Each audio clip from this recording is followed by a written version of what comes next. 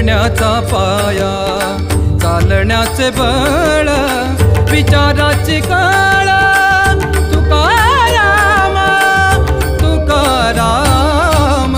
जगण्याचा पाया, चालण्याचे बळ, जगण्याचा पाया.